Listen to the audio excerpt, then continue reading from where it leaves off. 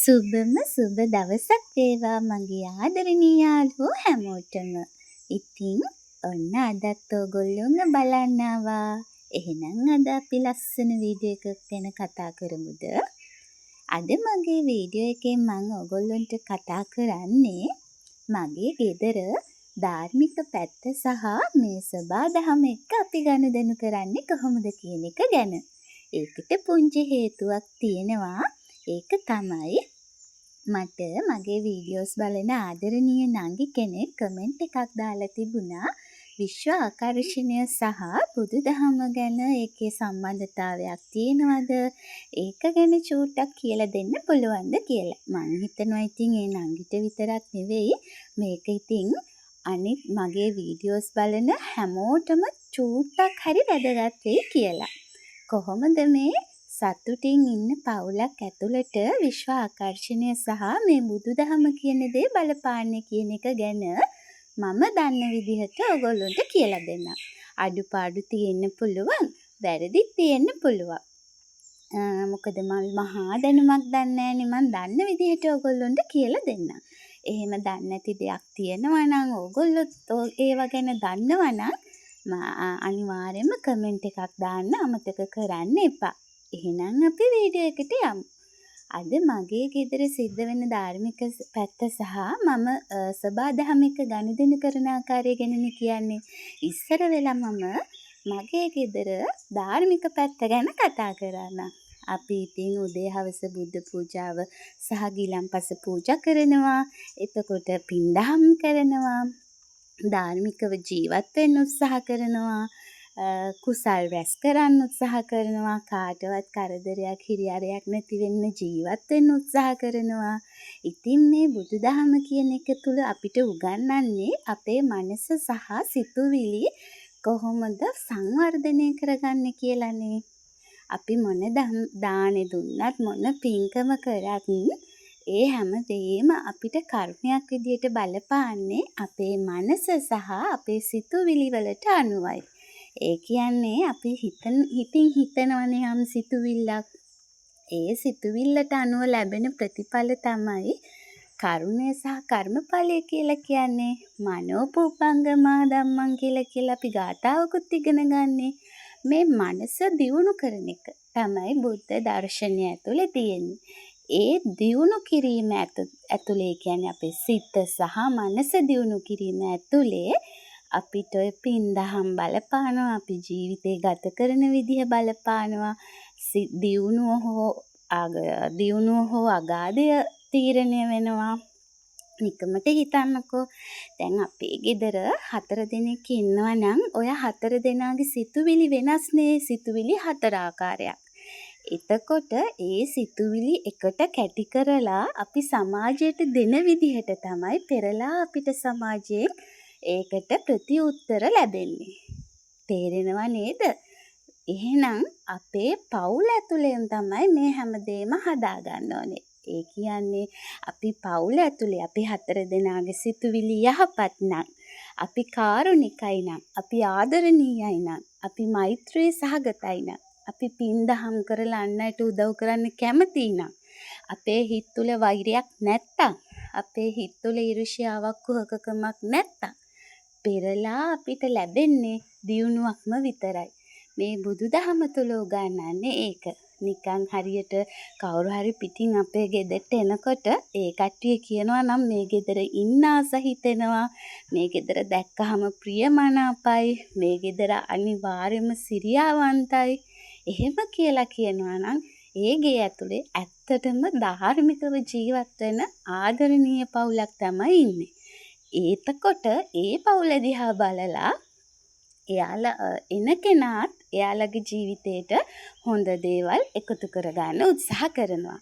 එන්න මම තේරුම් කරලා දුන්නා බුදුදහමට අනුව අපි හොඳ දෙයක් කරනවා නම් හොඳ හිතින් කුසල අකුසල් කියලා තියෙන්නේ. අපේ චේතනාව පිරිසිදුයි නම් අපිට ලැබෙන ප්‍රතිඵලය ඉතා සාර්ථකයි. ඒ කියන්නේ අපි හොඳ කළොත් අපිට හොඳ තියෙනවා. අපි නරක පතුරවුවොත් මිනිස්සු අතර හරි පවුල අතර හරි පවුල ඇතුලේ හරි එහෙනම් අපේ පවුල විනාශ වෙනවා. ඒක පිට කවුරුත් ඇවිල්ලා කරන දෙයක් නෙවෙයි. ඒ නිසා අපි අපේ පවුල තුළින්ම තමයි මේ ප්‍රශ්නේ විසඳ ගන්න ඕනේ.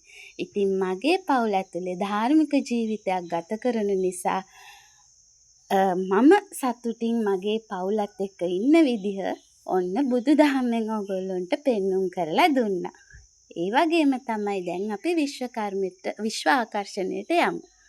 විශ්ව ආකර්ෂණයත් බුදුදහමට සමානකමුත් තියෙනවා, අසමානකමුත් තියෙනවා. සමානකමක් කතා කරොත් අපිට විශ්ව ආකර්ෂණය උගන්වන්නේ අපි හොඳ කරොත් අපිට හොඳ ලැබෙනවා. අපිට නරක කරොත් අපිට නරක ලැබෙනවා. අපි හිතන පතන ආකාරය, අපේ සිතුවිලි ක්‍රියාත්මක වන ආකාරය අනුව අපිට පෙරලා යම් දෙයක් ලැබෙනවා කියලා මේ විශ්ව ආකර්ෂණ නීතිය අපිට උගන්වනවා. ඒක බුදුදහමෙත් අපිට කියනවනේ. අපි හොඳ කරොත් අපිට හොඳයි. අපි නරකක් කරනවා නම් කාට හරි අපිට නරකයි. මොකද කවුරුත් නරක කරලා අනේ ඔයා හොඳයි කියන්නේ නැහනේ. අනේ ඔයා නරකයි කියන්නේ. අපි හොඳ කරලා මිනිස්සු අතරට යනවා නම් අනේ එයා ගොඩාක් හොඳ කෙනෙක්. අන්න එහෙමයි කියන්නේ. විශ්ව ආකර්ෂණ ශක්තියෙත් එහෙමයි. උදාහරණයක් ගත්තොත් මේ සබා දහමට ඔයගොල්ලෝ ආදරය කරන්නකෝ. දැන් අපේ හස්බන්ඩ් නම් ගහක අත්තක් කපන්නෙත් හොඳට හිතලා බලලා. ගස් කපලා දාන්නෙත් හොඳට හිතලා බලලා. ගහක් කොළයක් හිටවන්නෙත් හොඳට හිතලා බලලා. මල් ගහක් හිටෙව්වත් එන කෙනෙකුට අනේ ලස්සන ගෙදරක්, ලස්සනට මල් පිපිලා. ඒව තමයි ඔය විශ්ව ආකර්ෂණය කියන්නේ. ගෙදරට සිරියාව කැන්දනගේ. මොකද ඒ ගෙදර අපායක් වගේ තියෙනවා නම් අඩිය ගහන්න බැරි නම් ඒ ගෙදරට. ඒ ගෙදර ඉන්න මිනිස්සුත් එක්ක ගනුදෙනු කරන්න අමාරුයි නම් කවුරුත් කැමති වෙයිද ඒ ගෙදරට යන්න? ඒ ගෙදර මිනිස්සු ආශ්‍රය කරන්න. අන්න ඒ වගේ තමයි ඔය විශ්ව ආකර්ෂණය කියන එක. ඒක තමයි ඔය අපේ සිතුවිලි යනවා අපි ක්‍රියාත්මක කරන විදිහට තමයි ඔය විශ්ව ආකර්ෂණයත් අපිට ලැබෙන්නේ. හැබැයි බුදුදහමේ සහ විශ්ව ආකර්ෂණය ඇතුලේ වෙනස්කමුත් තියෙනවා. බුදුදහමේ තණ්හාව නැති කරන්න උගන්වන්නේ. තණ්හාව අත්හැරීම. ඒ කියන්නේ මේ හැමදේම බැඳීම් తాවකාලිකයි. බැඳීම් කියන දේවල් වලින් අපි මිදෙන්න ඕනේ. අත්හැරීම පුරුදු වෙන්න ඕනේ. හැබැයි විශ්ව ආකර්ෂණය උගන්වනවා අපි හිතනවා නම් දෙයක් අපිට වාහනයක් ඕනේ, අපිට ලොකු ගෙයක් ඕනේ, අපිට කාර් එකක් ඕනේ කිය අපි විශ්වයත් එක්ක හිත නිතරම ඉන්නවා නම් එයාලා කියනවලු ඒව අපිට දෙනවා කියලා. හැබැයි ඒ විශ්ව ආකර්ෂණය වෙනස අන්නෝකයි. බුදුදහම වෙනස ඒකයි. බුදුදහම කියන අපිට වාහනයක් ඕනේ කිය හූල්ල ඉන්නට වැඩිය හොඳයි. තියෙන දේෙන් අපි සතුටු වෙන එක. ඒ දෙක වෙනස්කම් පොඩි අසමානකම් වෙනස්කම් දෙකම තියෙනවා. මං හිතනවා ඒ ආදරණීය නංගිට මේ දේ පැහැදිලි වෙන්න ඇති කියලා. ඕගොල්ලොත් ඕගොල්ලොන්ගේ පවුල ඇතුලේ බලන්න ඉන්න 4 දෙනයි නම්, ඉන්නේ 5 දෙනයි නම්, ඉන්නේ 3 දෙනයි නම් ඒ 3 දෙනාගේ සිතුවිලි වෙනස්නේ. එක්කෙනෙක් දරුණු වෙන්න පුළුවන්, එක්කෙනෙක් හොඳ වෙන්න පුළුවන්, එක්කෙනෙක් ආදරණීය වෙන්න පුළුවන්, එක්කෙනෙක් සුහදශීලී. එක ගතිගුණ තියෙනවානේ. ඔය ගතිගුණ එකතු වෙච්ච තැන තමයි පවුලක් ගොඩ නැගෙන්නේ. එක්කෝ ඒ පවුලෙන් සමාජයට හොඳ දෙයක් හෝ නරක දෙයක් එළියට යන්නේ. එහෙනම් අපි පවුල ඇතුළෙන්ම තමයි අපේ මේ හොඳ සහ නරක කියන දේ හදාගන්න ඕනේ. මිනිස්සුත් එක්ක ඉන්න විදිය, මිනිස්සුන්ට ආදරය කරන විදිය, වෛර නොකරන විදිය ඕනම පවුලක, ඕනම ගමක, ඕනම රටක ප්‍රශ්න ඇති වෙන්න පුළුවන්. හැබැයි එහෙමයි කියලා අපි වෛරක්කාරයෝ වෙලා හරියනවද? අපි එකිනෙකාට ඉරිසියා කරලා හරියනවද? අපි කතා නොකර ඉඳලා හරියනවද? එහෙම නෑ. එහෙනම් මේ විශ්වයත් එක්ක, මේ ධර්මයත් එක්ක අපි එකට ජීවත් වෙනවා නම් අපි එන හැම දෙයකටම, එන හැම අභියෝගයකටම ආදරණීය විදිහට මුහුණ දීලා මේ ජීවිතේ ලස්සනට, මේ පවුල ලස්සනට අපිට හදාගෙන සාර්ථක පවුල් ජීවිතයක් ගත කරන්න පුළුවන්. ඉතින් මොන අගහිඟකම් අඩුපාඩු මැද්දේ වුණත් gedara සස්ත්‍රීකයි නම්, gedara පිරිලා නම්, ආස හිතනවා නම්, හිත පිරිලා නම් ඒ පවුල ඇත්තටම සතුටු පවුලක් මොන දේ අඩු වුණත්. හැබැයි ඒ gedara තියෙන දුෂ්ටකම් නම් දැන් හිතන්නකෝ බිරිඳ සැමියාට උගන්වනවා අරයා මෙහෙමයි ස්වාමියා උගන්වනවා බිරිඳට අරකිත් එක්ක කතා කරන්න එපා, අරයත් එක්ක ගනුදෙනු එපා, දරුවන්ට පුරුදු කරනවා අරයා එක්ක තරහ වෙන්න, මෙයා එක්ක කතා කරන්න. එහෙමනම් ඒ ගෙදර තියෙන පිරිහීමක්ද දියුණුවක්ද? ඒක ඇවිල්ලා බාහිරින් කරපු දෙයක් නෙවෙයි. ඒක අපේ ගේ ඇතුළෙන්ම අපි කරගත්තු දෙයක්. අපේ පවුල පිරිහෙන්නෙත් අපේ ගතිගුණ සහ සිතුවිලි වලට අනුව. අපේ පවුල දියුණු වෙන්නෙත් අපේ සිතුවිලි වල සහ ගතිගුණ වලට අනුව. ඕක තමයි ඔය බුදුදහම සහ විශ්ව ආකර්ෂණය කියන දෙකේ සම්බන්ධතාවය. අන්න ඒකයි අපිට බුදුන් වහන්සේ දේශනා කරන්නේ මේ සබාදහමට ආදරය කරන්න, සබාදහම එක්ක හොඳ ගනුදෙනුවක් පවත්වා ගන්න, ධර්මයට අනුව ජීවත් වෙන්න, පවුල සාර්ථක පෞල් ජීවිතයක් ගත කරන්න පුළුවන් ලස්සන වටපිටාවක් පවුල ඇතුළෙන්ම නිර්මාණය කරන්න. එහෙම වුණාම මේ සමාජෙත් ලස්සනයි, ගමටත් ලස්සනයි, තමන්ගේ කීර්තියත් පැතිරෙනවා, තමන්ගේ මොකද්ද මිනිස්සු පිළිගන්නවා කියන්නේ අනේ පවුල හරි හොඳයි, හරි හොඳ පවුලක්, ඒ දරුවා හරිම හොඳයි.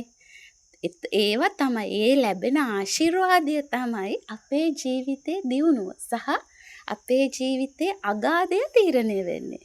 ඕනම කෙනෙක්ගේ ආශිර්වාදය බලපානවා කියනවානේ අපේ ජීවිතේ ඉහළට යන්නත් පහළට වැටෙන්න. අපේ සිතුවිලි යහපත් නම්, අපි හොඳයි නම්, අපි සමාජයට දෙන්නේ හොඳ දෙයක් නම්, අපි සමාජයට දෙන්නේ හොඳ ආදර්ශයක් නම් මං හිතනවා අපේ ජීවිත නිකම්ම ඉබේම දියුණු වෙනවා කියලා. ඔන්න ඉතින් ඒකට තමයි කියන්නේ අපි එක ජීවිතේ එකපාරක් හරි අඟුලිමාල සෑය වඳින්න. ජීවිතේ එකපාරක් හරි රුවන්වැලි සෑය ශ්‍රද්ධාවෙන් ජීවිතේ පූජා කරලා වඳින්න. සබාදහමට ආදරය කරන්න, පරිසරයට වටිනා ආදරය කරන මිනිසෙක් වෙන්න.